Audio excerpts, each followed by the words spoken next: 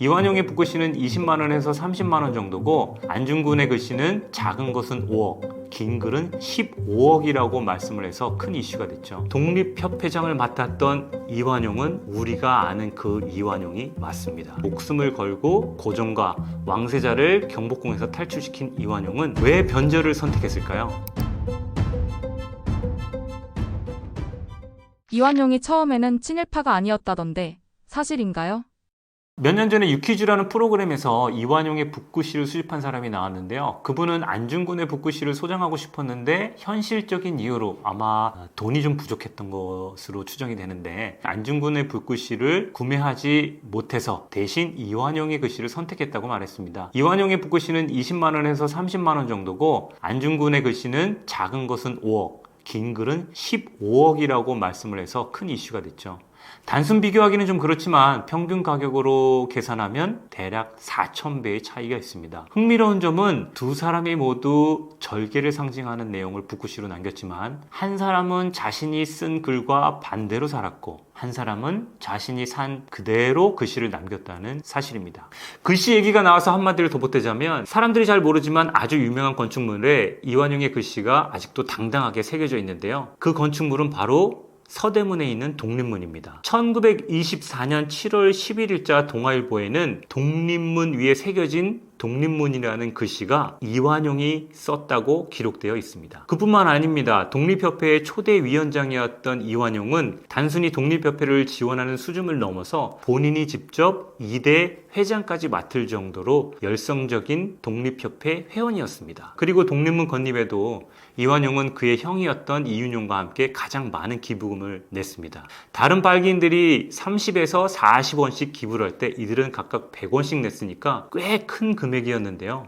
이쯤 되면 우리가 아는 친일파의 대명사 이완용 말고 다른 사람이 있나? 동명이인인가? 라고 생각할 수도 있습니다. 그런데 독립협회장을 맡았던 이완용은 우리가 아는 그 이완용이 맞습니다. 한국에서 이완용을 모르는 사람은 없죠. 그는 가장 유명한 매국노의 대명사이자 반민족 행위자로 알려져 있기 때문입니다. 그런데 이완용은 잘 알려진 바와 같이 급변하는 역사의 파도를 타고 1905년 을사늑약에 앞장서서 나라의 외교권을 넘겨서 일본의 신임을 받았고 2년 뒤 1907년에는 고종 퇴위와 함께 모든 정치적 결정은 일본 통감의 허가를 받아야 한다는 정미 7늑약을 이끌었습니다.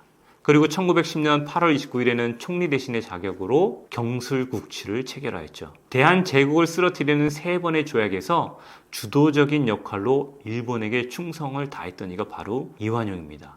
대부분의 사람들은 이완용이 처음부터 뼛속까지 친일로 가득 찬 사람으로 알고 있지만 사실은 그렇지 않습니다. 그가 관료가 되었을 당시에는 급진적인 개화에 반대하는 수구파의 입장이었습니다.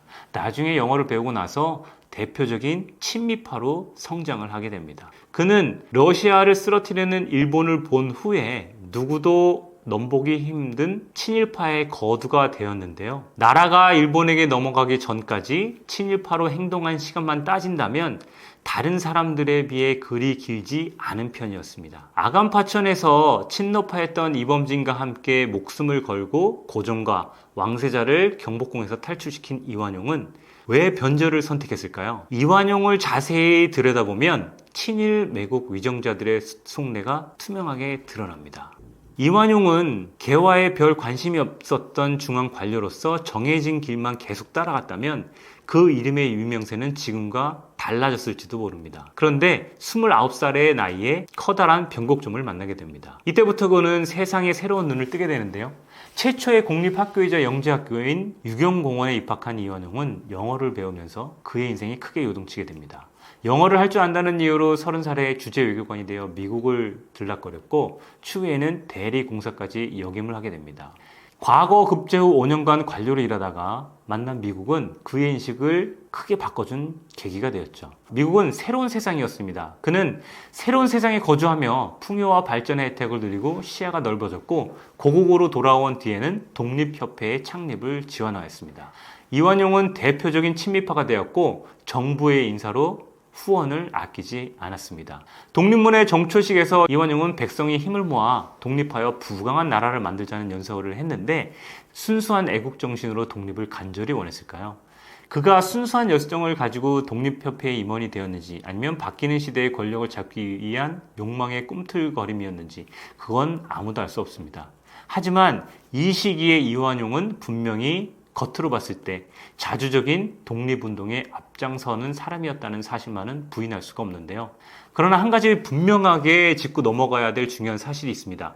독립협회에서 말하는 독립이란 일본에 대항하기 위한 단어가 아니었습니다. 이들의 독립은 청나라와 수구파의 영향으로부터 벗어나자는 의미였습니다. 그래서 지금 있는 독립문도 일본에 대한 독립을 말하는 것이 아니라 청나라로부터 독립을 해야 한다는 의미로 세워졌던 것이 독립문입니다. 독립문 건물에 많은 기부금을 내고 부유한 나라를 만들자고 외쳤던 이완용은 불과 10년도 지나지 않아서 나라를 일본에게 넘기는 데 앞장을 서게 됐는데요. 과연 이완용은 어떤 사람이었을까요? 그의 행적을 살펴보면 당시 지식인들의 얄팍한 의식이 적나라하게 드러나고 현재도 그와 같은 태도를 가진 사람들을 엿볼 수 있습니다. 기본적인 옳고 그름의 개념이 이익의 잣대로 결정되고 함께 사는 사회라는 인식과 공감대가 없으면 결국 나라는 박살나고 모두가 살기 어려운 시대로 이어지기 때문인데요. 그래서 공자는 군자는 의로움에 밝고 소인은 이로움에 밝다라는 말을 했죠.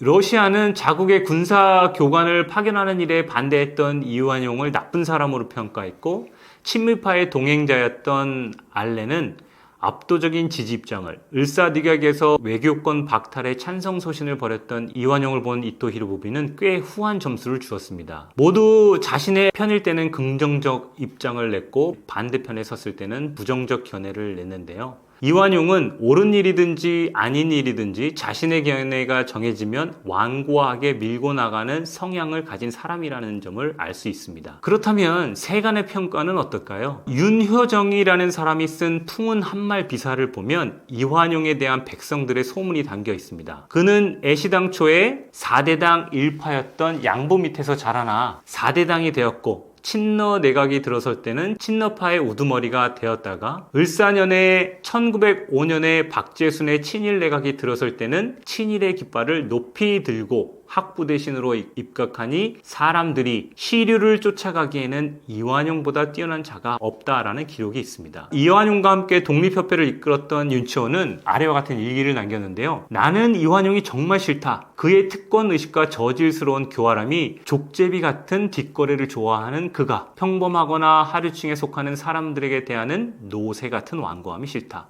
그러면서도 그는 권력층 앞에서 강아지처럼 알랑거리며 순종한다. 이런 온갖 행위가 나도 모르게 그에게 적대감을 일으키게 한다.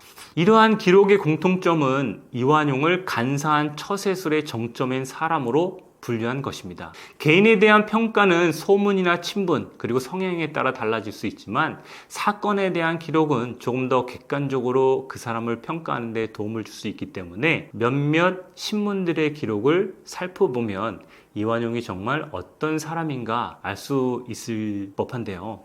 1910년 5월 26일 발행한 대한매일신보를 보면 무법 무엄한 놈이라는 제목의 기사로 이완용, 이운용 형제가 가담한 공금 횡령 사건의 전모가 있습니다. 미국인 콜브란이 한성의 전기철도 회사를 경영할 때 이완용, 이운용, 조남승이 서로 모의하여 겉으로만 한미합자라고 하였으나 실상은 고종의 돈을 착복하려는 수단으로 이용했다라는 기사인데요. 고종이 지원금으로 건네준 100만 원 중에서 60만 원만 회사에 지급하고 나머지 40만 원은 네 사람이 나눠 가졌으며 콜브란이 회사를 매각할 때도 고종이 투자했던 원금을 이 씨가 착복했다라고 밝혔습니다. 투자금의 환금을 거듭 요청하는 고종에게 콜브란은 이미 발급해주고 받은 영수증을 보여주는데 이것도 가짜였다고 합니다. 중간에 돈을 가로챈 이 씨 형제들이 위조한 옥세를 사용하여 발생한 영수증이었던 겁니다. 이들이 착복한 금액을 쌀 가격으로 환산하면 220억이 넘는 금액이라고 하니까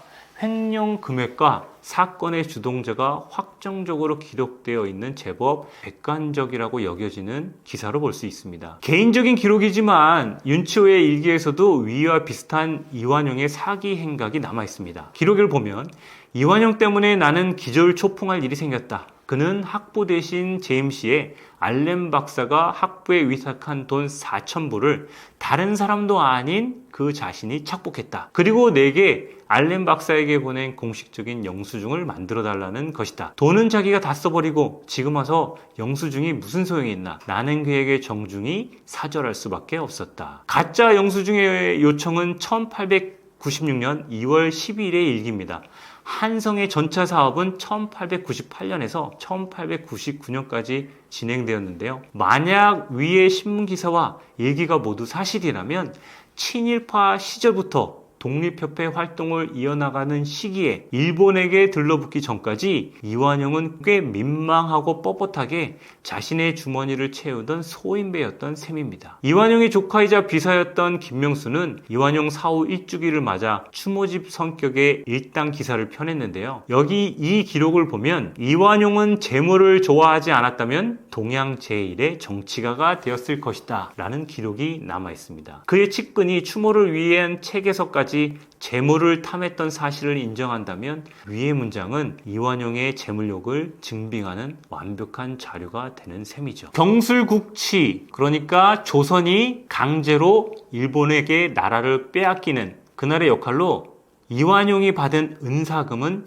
15만엔입니다. 2010년 친일재산조사위원회가 현재의 가치로 환산한 금액은 30억 원에 해당됩니다. 이완용은 재빠른 선택과 집중으로 권력과 부를 동시에 쥐었는데요. 사람들의 말처럼 그에게는 시류를 쫓는 비상한 능력이 있었습니다. 을사늑약 이후에 많은 사람들이 조약 체결에 찬성한 을사오적을 처벌하라고 상소를 올렸는데 그런 와중에서도 이완용은 교육에 관한 정사에 부지런히 힘써서 영재가 많아졌다는 공로를 인정받아서 고종으로부터 훈장을 수여받았습니다. 약삭빠르게 자신의 이익을 챙기는 정치인들이 떠오르지 않으십니까? 이완용은 친미파, 친일파라고 분류하기보다는 철저하게 자신의 이익을 탐했던 이로운파가 맞는 것 같습니다. 1920년대 경성부의 조사 자료를 기재한 월간지 개벽에는 이완용이 당시에 조선에서 제2의 갑부라는 내용이 실려 있습니다. 2006년부터 2010년까지 활동했던 친일재산조사위원회가 파악한 그의 자산 규모는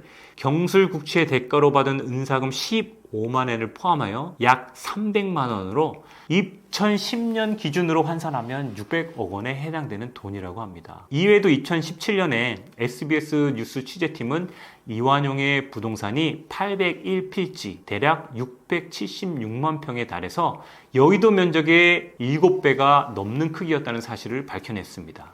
친일파 중 가장 면적의 토지를 소유한 것인데요.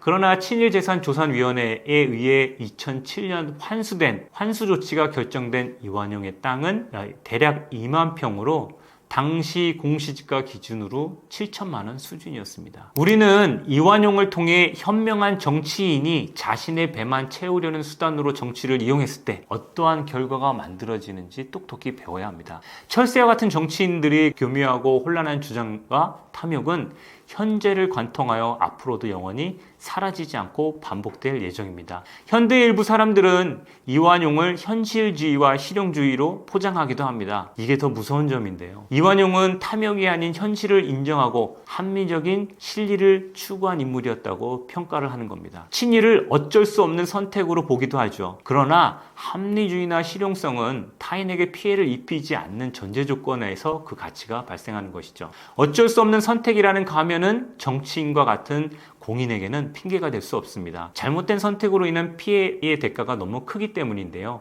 정치인에겐 흔들리지 않는 명분과 가치가 있어야 됩니다. 또한 이완용이 평상시 술과 여자를 가까이 하지 않았고 도시락을 싸가지고 다녔다는 이유로 사치와 향락을 모르는 검소한 사람으로 분류하기도 하는데 조선의 땅에서 일본의 힘으로 제2의 갑부가 된 매국노가 어찌 탐욕적이지 않을 수 있겠습니까? 이완용은 자신의 목숨을 걸고 아관파총과 친일파를 선택했습니다. 당시 벌어진 그의 사기 행각을 염두하고 바라보면 아간파천도 결국 시류를 놓지 않기 위한 모험일 뿐인데요. 위에서 언급한 시류를 쫓아가기에는 이완용보다 뛰어난 자가 없다는 너무나 정확한 분석 같습니다. 1935년 조선 총독부에서 펴낸 조선 공로자 명단에는 이완용을 동양의 인걸, 불세출의 인인으로 의로운 사람으로 기재하였습니다. 그러나 3.1운동 전후에 일본 고등경찰이 작성한 극비 문서 조선인 동양 보고서에는 이완용의 이름이 올라가 있습니다. 겉으로는 일본에 충성을 다한 공로자를 인정하면서도 비밀리에 그의 행동을 감시하고 있었던 것인데요. 이것은 일본 정부도 그를 온전히 믿지 못하고 있었다는 공식 기록입니다. 이 기록은 절대적인 충성을 약속한 이완용이 영원한 친일파가 아니라 언제든지 자신의 이익에 따라 변절이 가능한 대상으로 파악했다는 일본 제국의 객관적 자료라고 볼 수 있습니다. 일당 기사에 나온 이완용의 발언은 그의 가치가 어디에 있는지 분명하게 밝혀해 주는데요. 무릇 천도에 추나 추동이 있으니 이를 변혁이라고 한다. 사람이 하는 일에 동서남북이 있으니 이것을 변혁이라고 한다. 천도 인사가 때에 따라 변혁하지 않으면 실리를 잃고 끝내 성취하는 바가 없게 될 것이다. 이완용의 뚝심은 자신의 결정이 최선이라는 믿음이었다고 볼 수 있는 것이죠. 안중근이 독립운동을 한 기간이 혹시 어느 정도인지 아시나요? 만으로 4년입니다. 1905년에 나라의 외교권이 일본에게 빼앗기자 안중근은 인생의 방향을 과감하게 틀었죠. 1906년부터 그는 자신의 재산을 팔아서 학교를 만들고 인수하고 교육에 힘쓰고 국채보상운동에 적극적으로 가담하였는데요. 나중에는 의병을 조직해 일본인과 싸우기도 했습니다. 안중근의 가장 큰 업적은 이토 히로부미라는 조선의 침략 원흉을 제거한 일입니다. 그의 업적이 있었기에 이봉창이 일왕을 향해 수류탄을 던질 수 있었고 25살의 청년 윤봉길은 상해에서 폭탄으로 일본군 사령관을 죽일 수 있었죠. 백정기가 일본 연회장에 폭탄을 던지려는 계획도 마찬가지였습니다. 자신의 목숨을 내려놓고 일본의 침략에 맞선 지사들에게는 안중근이 영웅이었습니다. 그들의 생명을 뇌관으로 삼은 폭탄은 일본을 향한 반복된 경고였죠. 그릇된 이익에 눈이 멀어 미쳐가는 인류를 향한 절규였습니다. 저는 안중근의 위대함은 그의 업적보다 자신의 말을 행동으로 옮긴 실천력에 있었다고 생각합니다. 그는 1909년 3월 2일 단주회를 조직하여 이토 히로부미를 암살하기로 맹세하였습니다. 3년 이내에 성사하지 못하면 자살하겠다는 다짐으로 왼손 약지를 자르고 그 피로 대한독립을 썼습니다. 그리고 그해 10월 26일 날 자신의 맹세를 지켰습니다. 안중근은 처자식이 있음에도 불구하고 자신의 목숨을 독립에 헌신하기로 맹세했는데요. 어린 자식들을 두고 그런 결정을 내리기는 쉽지 않았을 겁니다. 꽤 많은 고민이 있었겠죠. 그리고 1909년 32살의 나이에 이토 히로부미를 적장으로 간주하고 사살하였습니다. 국가와 민족을 위한 처단이었는데요. 이와 같은 기계가 어디서 나왔을까요? 저는 그것이 바로 노너라고 생각합니다. 그는 이로움을 보면 의로움을 생각하고 위태로움을 보더라도 목숨을 아끼지 않으며 사는 동안 자신이 한 말을 잊지 않고 오래된 약속을 지킨다면 성인이라고 할 수 있겠구나 라는 공자의 말을 실천으로 옮긴 것입니다. 어린 시절부터 익혔던 노너의 구절들이 그의 가슴 깊이 새겨져 있었기 때문에 정직하고 바른 인성이 쌓였고 그것이 결국 업적을 만들어낸 것이라고 생각합니다. 잘 아는 것처럼 안중근은 17살에 세례를 받은 독실한 천주교 신자였습니다. 그런데 이토 히로부미를 사살한 사실이 알려지자 천주교 구장이었던 미테일 주교는 살인은 악이라며 안중근의 평신도 자격을 박탈했습니다. 그리고 안중근의 마지막 바람이었던 종부 성사도 거절하죠. 그가 철저한 천주교 신자로서만 살았다면 그의 삶에 노노가 없었다면 이토 히로부미의 사살은 힘들었을 겁니다. 그가 리순 감옥에 갇혔을 때 일본인 검찰과 간수 등에게 북구시를 써주었는데요. 현재 25점의 북구시가 보물로 지정되어 보존되고 있습니다. 대부분 안중근에게 감명받은 일본인들이 고이 간직했다가 한국에 기증한 것입니다. 그가 쓴 글 중에 대다수는 논어 글귀입니다. 그 중에 가장 잘 알려진 것이 견리사이 견위수명입니다. 이로움을 보거든 의로움을 생각하고 위태로움을 보더라도 목숨을 아끼지 않는다는 말입니다. 공자의 제자 자루가 성인에 대해서 묻자 공자는 옛 사람들의 뛰어난 능력을 나열하며 그것들을 예와 악으로 조화롭게 다스릴 수 있는 사람이 성인이라고 대답했습니다. 아울러 요즘에는 그 능력들을 전부 갖기가 어려우니까 이로움을 보면 의로움을 생각하고 위태로움을 보더라도 목숨을 아끼지 않으며 사는 동안 자신이 한 말을 잊지 않고 오래된 약속을 지킨다면 성인이라고 할 수 있겠구나 라는 구절을 덧붙였습니다. 안중근이 남긴 북구시 중에서 가장 유명한 것이 바로 이 구절입니다. 안중근의 짧은 삶을 가장 함축적으로 표현한 글이라고 생각합니다. 성인은 최고로 선한 경지에 올라선 인물을 뜻합니다. 압도적인 인품과 실력이 뒷받침되어야 하죠. 공자도 자신을 감히 성인과 비교할 수 없다고 스스로 평가할 만큼 결코 만만하게 도달할 수 있는 경지가 아닙니다. 어쩌면 공자가 생각했던 성인이란 군자가 도달하기 위해 꾸준히 노력해야 하는 이상적인 경지였는지도 모르겠습니다. 대나무 그림은 형태에 따라서 굵고 가는 것과 길고 짧은 것, 환경에 따라서 바람에 흔들리거나 눈이 내리거나 안개가 끼는 것 등으로 다양하게 확장이 되는데 사군자 중에서 유일하게 꽃을 그리지 않는 식물이 대나무이지만 가장 변주의 폭이 넓은 것도 대나무입니다. 꽃은 없지만 길다란 줄기와 풍성한 잎의 조합이 화려함을 뽐내기도 하죠. 대나무는 사계절 내내 푸른 잎을 지니고 곱게 자라는 특성으로 사군자의 하나가 되었는데 바람에 흔들려도 부러지지 않고 늘 바로 서며 한결같이 푸르름을 유지하는 자세가 군자의 이상과 닮아 있습니다. 사람들은 속이 비어있는 대나무 줄기의 특성이 마음을 비우고 살아가는 군자의 태도와 같다고 비유하는데요. 마음을 비우고 곱게 살아가는 사람이라면 이미 경지에 올라선 성인이라고 해도 부족함이 없겠죠. 대나무는 꿋꿋하고 치열하게 살다간 안중근의 삶과 가장 잘 어울리는 사군자가 아닌가 생각됩니다. 을사늑약 체결에 찬성한 5명의 관료를 을사오적이라고 하고 정미칠늑약에 찬성한 7명의 친일파를 정미칠적이라고 하며 경술국치에 협조한 이들을 경술국적이라고 하는데 이 모든 조약에 참여한 사람은 이완용이 유일합니다. 그리고 대부분 과거 시험에 합격했던 인재들이었습니다. 사사로운 이익에 밝고 정의로움에 눈을 감는 인재가 나라를 망친 예입니다. 인재의 실력과 능력을 가늠하는 최종 단계는 인품이라고 생각합니다. 마지막까지 인품을 드러내는 삶을 살려면 어린 시절부터 그런 교육을 받아야 그런 삶을 살 수 있는데요. 그런데 우리의 교육은 조선과 크게 다르지 않는 것 같습니다. 다양한 삶의 방식과 성공의 기준이 생겼는데도 양반들이 과거 제도에 묶여 살았던 것처럼 우리의 아이들도 입시에 얽매여서 벗어나지 못하고 있기 때문인데요. 인성을 가르치지 않고 점수에만 올인하는 교육이 사회를 더 메마르게 만들고 있는 느낌입니다. 교육이 바뀌어야 사회가 바뀝니다. 긍정적인 변화를 위한 사회적 합의가 이루어지지 않는다면 결국은 성적과 돈만 밝히는 어두운 미래만 남게 되지 않을까요?